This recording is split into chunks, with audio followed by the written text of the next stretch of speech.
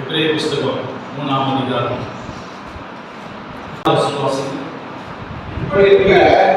பரம அழைப்புக்கு பங்குள்ளவர்களாகிய பரிசுத்த சகோதரரே, நாம் அறிக்கை பண்ணுகிற அப்போஸ்தலரும் பிரதான ஆசாரியராக இருக்கிற கிறிஸ்து இயேசுவை கவனித்து பாருங்கள். மோசே தேவனுடைய வீட்டில் எங்கும் உண்மையுள்ளவனாய் இருந்தது போல, மோசே கர்த்தருடைய வீட்டில் எங்கும் உண்மை உள்ளவன் போல இருந்தது போல, இவரும் தம்மை ஏற்படுத்தினவருக்கு உண்மையுள்ளவராய் இருக்கிறார். தம்மை ஏற்படுத்தினவருக்கு அவர் உண்மை உள்ளவராய் இருந்தார். அல்லேலூயா. யாரை பற்றி சொல்கிறது? இயேசுவை பற்றி சொல்கிறார். மோசே உண்மை உள்ளவராய் இருந்தார், அதே போல தம்மை ஏற்படுத்தினவருக்கு அவர் எப்படி இருந்தார்? இயேசு உண்மை உள்ளவராய். எதுக்கு இது காலத்தை நாம் இந்த காலையிலே ஜெபம் முடிச்சுட்டு வசனத்தை வாசித்துக் கொண்டிருக்கும் போது ஆண்டவர் வெளிப்படுத்தின காரியம், நாம் யாரும் கர்த்தருடைய ஊழியக்காரர். நமக்கு ஒரு பேர் உண்டு. என்ன பேர்? நம்ம எல்லாம் ஊழியக்காரர். வேதத்தின் மூலம் ஒரு பேர் உண்டு. என்ன? உண்மையுள்ள ஊழியக்காரர்கள். அல்லேலூயா. உண்மையுள்ள ஊழியக்காரர்கள். உலகமும் சொல்லுகிறது இவர்கள் கிறிஸ்தவர்கள் உண்மையா இருப்பாங்க. அப்படிதானே சொல்றாங்க இல்லையா? உலகம் சொல்லுகிறது ஊழியக்காரர்கள் உண்மை, கிறிஸ்துவர்களே உண்மை. அப்ப ஊழியக்காரர்கள் உண்மைதான் பேசுவான். ஊழியக்காரர் என்ன செய்ய மாட்டார்? பேசவே மாட்டார்.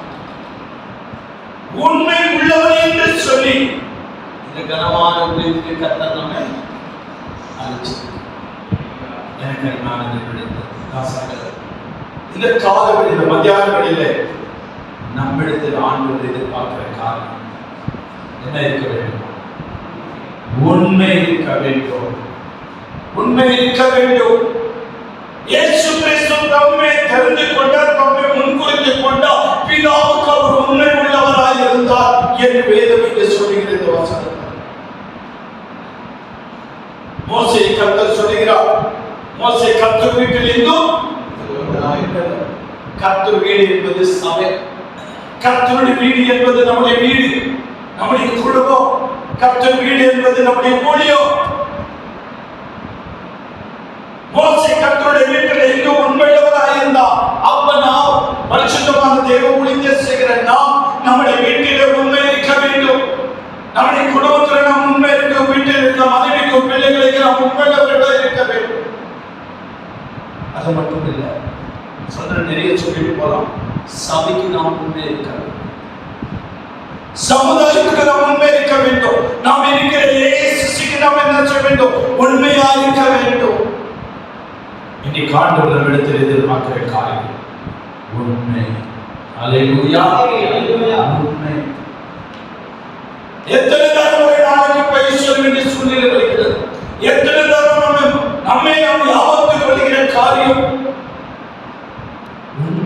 ஆரம்பத்தில் சொல்லி 10 மணிக்கு 10 மணிக்கு அதான் உண்மையான ஊழியம். ஆயிரத்தி நின்று சப ஆராதனை ஞாயிற்றுக்கிழமை ஆராதனைக்கும் போது 4 விசுவாசி மக்கள் தான். ஒரு பக்கம் துடிப்பு, இன்னொரு பக்கம் பிபி. ஒரு பக்கம் துடிப்பு, இன்னொரு பக்கம் பிபி. அதுதான் இல்லையா? வரும், எனக்கே வரும். நான் எனக்கு எப்படியோ அப்படிதான் உன்னை உண்டாக்கி உன்னை ஊழியத்துக்கு அழைத்த தேவனுக்கு அதேதான். ஆகினாலே அநேக காரியங்கள் சொல்ல முடியாது நேரங்களில். ஆகினாலே நம்முடைய குடும்பத்துக்கும் சபைக்கும் ஊழியத்துக்கும் நாம் உண்மையுள்ளவர்களாக இருக்க வேண்டும். தேவனுக்கும் உண்மையுள்ளவர்களாக இருக்க வேண்டும் என்பதை நாம் தெரிவிக்கிறோம். இரண்டாவது ஒரு வசந்த வாசிக்க தானியேல் சங்கீதம் 28:9. சங்கீதம் 28:9. தேவனே உங்கள் சத்தத்தை ரட்சித்து உங்கள் சொந்தங்களை ஆசீர்வதியும், அவரை போஷித்து அவரை எதிர்த்து. இங்கே தாவீது என்ன சொல்கிறார்? கட்டளையிடவில்லை. தாவீது தேவ சமூகத்தில் தன் ஜனத்திற்காக ஜெபம் பண்ணுகிறான். அல்லேலூயா. தாவீது தன் ஜனத்திற்காக, தன் குடும்பத்திற்காக, தன்னுடைய ராஜ்யத்திற்காக, ஆண்டவரே என்னை ஆசீர்வதியும், என் குடும்பத்தை ஆசீர்வதியும், என் பிள்ளைகளை ஆசீர்வதியும்,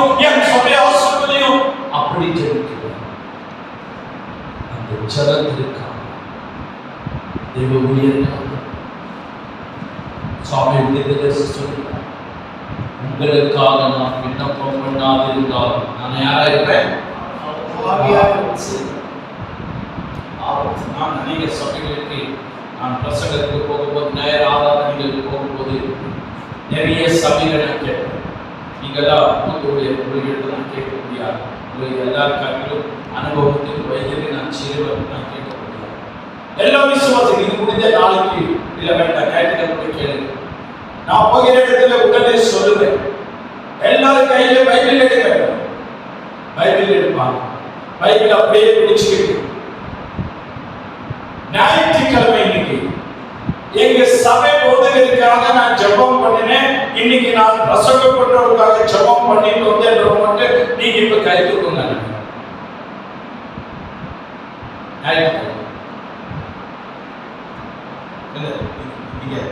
நான் விசுவாசம் ஞாயிற்றுக்கிழமை இந்த சபைக்காக சபையை பிரசங்கம் பண்றவருக்காக இல்ல உங்க சபை ஊழியக்காரருக்காக ஜெபிக்கிட்டு வந்துட்டு கை தூக்கண்டா உண்மையா சொல்றேன். ஒரு விசுவாசம்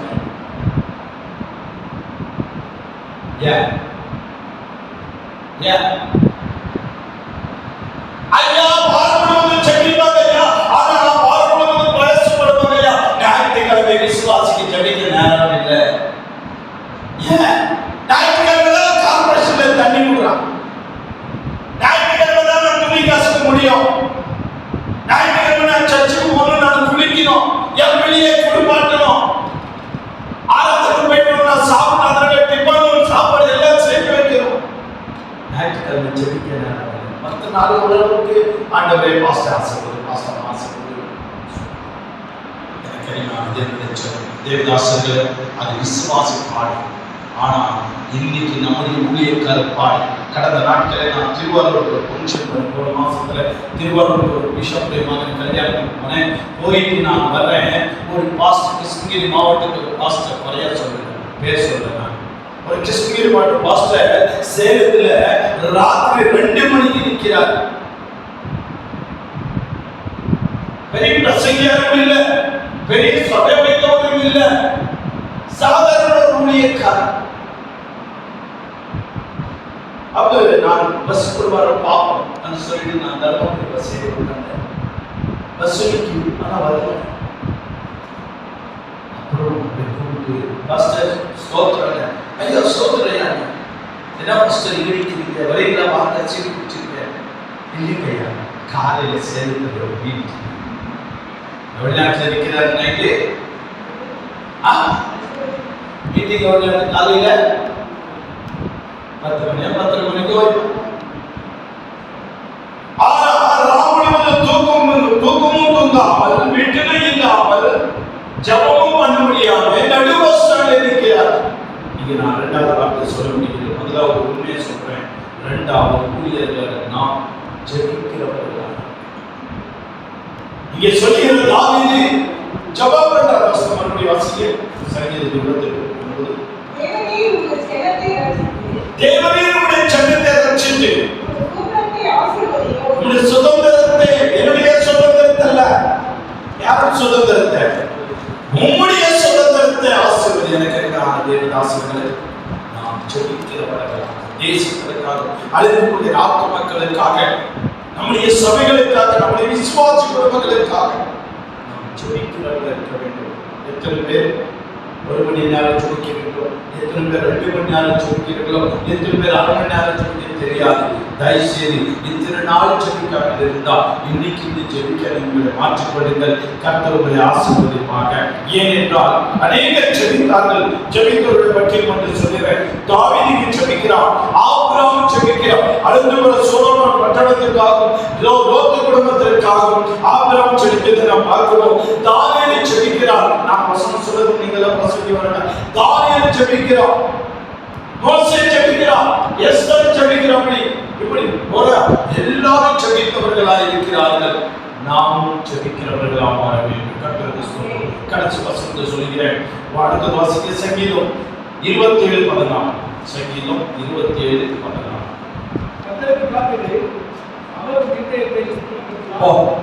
முதலாவது உண்மை உள்ளவர்களாக இருக்க வேண்டும்.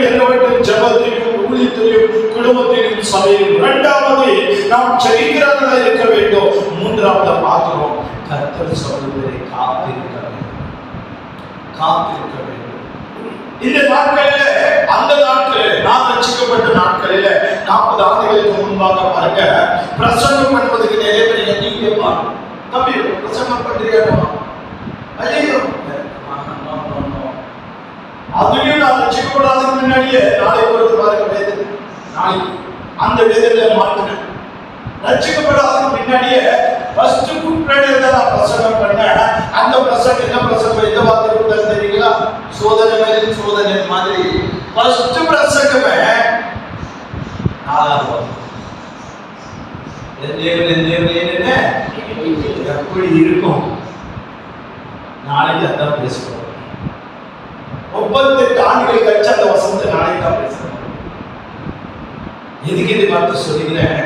கர்த்தருடைய சமூகத்தை காப்பாற்றணும். எதுக்கு இந்த வார்த்தை சொல்லிட்டு இருக்கேன்னா, அந்த காலத்துல நிறைய பேர் பிரசங்கத்தை கூப்பிட்டோம்னா பயப்படுவாங்க. பிரசங்கம் ஐயோ என்னால பேசுறேன், இதுக்கு முன்னாடி நான் பேசுறதா எனக்கு தகுதியில் இருந்தவாங்க. ஆனா இந்த காலத்துல எப்படி தெரியுமா? பிரசங்கம் பண்ண நிறைய பேர் ரெடியா இருக்காங்க. ஆனா பிரசங்கம் பண்ண, பிரசங்கத்தை கேட்க என்னால முடியாது. அல்லேலூயா. பிரசங்கம் பண்ண 3 மணி நேரம் பிரசங்கம் பண்றது ஆளுங்க ரெடி. ஆனா பிரசங்கத்தை கேட்கறதுக்கு என்னால முடியாது. ஏன்? பிரசங்கம் கேட்டு போர் அடிச்சு போச்சுங்க, எனக்கு வேண்டாம்.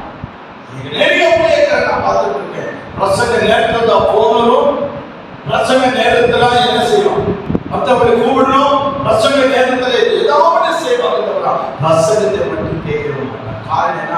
நீ 1 மணி நேரம் பிரசங்கம் பண்ற படிக்கோ, நான் உட்கார நேரத்துல தான் நான் உட்காருவேன்.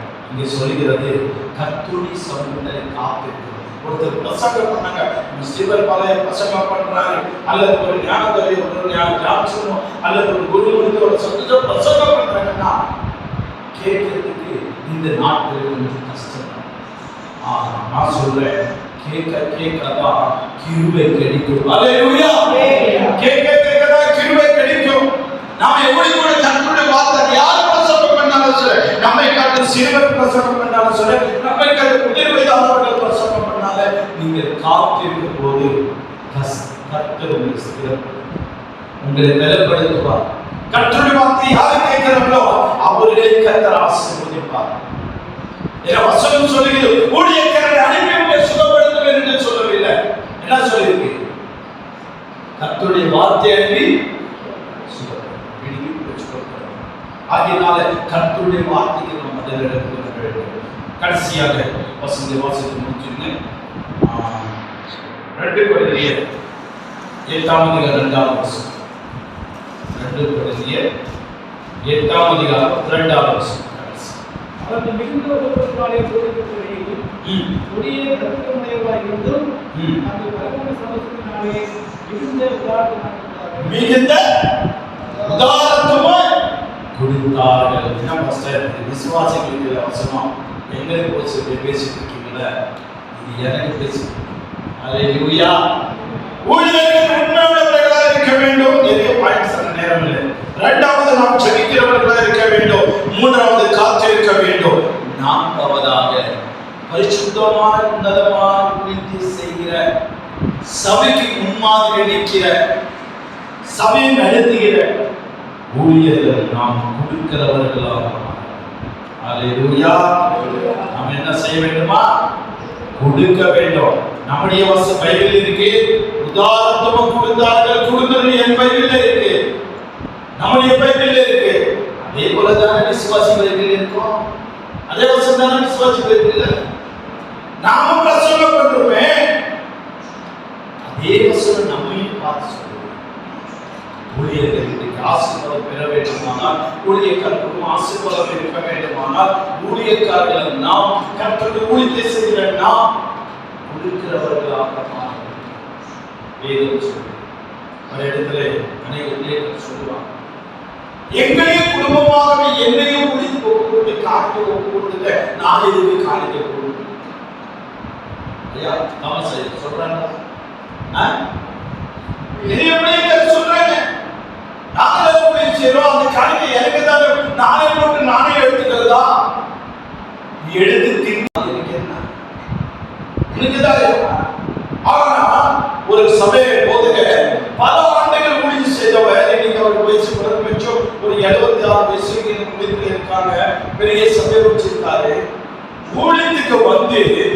குறைஞ்சபட்சம் 40 வருஷம் ஆயிடுச்சு. 40 வருஷம் ஒரு நாள் அவரும் மனைவி ஒரு நாள் காணிக்கப்பட்டது, ஒரு நாள் காணிக்கப்பட்டது. என் கண்ணு முன்னாடி நான் தான் பாடல ஆராதனை நடத்துறேன், நான் தான் காணிக்க பாட்டு பாடுறேன், ஒரு நாள் அவங்க காணிக்கப்பட்டது. அப்ப ஒரு பிரசங்கர் ஒரு நாள் பிரசங்கம் பண்ணாரு, காணிக்கை யாரையும் போடணும்னு பிரசங்கம் நிறைய வசனங்கள் நேரம். அப்ப அன்னைக்கு முதலாவது நாள அந்த பாஸ்டர் மூத்த ஊழியக்காரர் அவரும் மனைவி 2 பேரும் காணிக்கை போட ஆரம்பிச்சாங்க. அல்லேலூயா. இப்ப என்ன பண்றாரு, சர்ச்ச ஆளுக்கு ஏறதுக்கு முன்னாடி காணிக்கை போட்டுட்டு தான் ஆரம்பிக்கிறார். தேவதாசர்கள் நாம் குடும்பம் நாம் ஆசீர்வாதம் இருக்க வேண்டுமா? நாமும் தசமாக கொடுக்க வேண்டும், நாமும் ஞாயிற்றுக்கிழமை காணிக்கை செலுத்த வேண்டும், நாம் அனாதைகளுக்கு உதவி செய்ய வேண்டும், நாம் ஏற்பட்ட ஊழியர்கள் கஷ்டப்பட்ட ஊழியக்காரர்களுக்கு உதவி செய்ய வேண்டும். கர்த்தரை நம்மிடத்தில் எதிர்பார்க்கிற காரியம் 4 காரியம் முடிச்சுக்கிறேன். 1, ஊழியர்களாக இருக்க நாம் உண்மை உள்ளவர்கள், ஜபத்தில், ஊழியத்தில், குடும்பத்தில், சபையில் எல்லாவற்றிலும் அரசாங்கத்தில் உண்மை இருக்க வேண்டும். 2வது ஜெபிக்கிறவர்களாக இருக்க வேண்டும். 3வது நாம் காத்திருக்க வேண்டும். கடைசி சொல்ல இருக்கிறவர்களாக மாற வேண்டும். அப்பொழுது கர்த்தர் நம்மை ஆசீர்வதிப்பார்.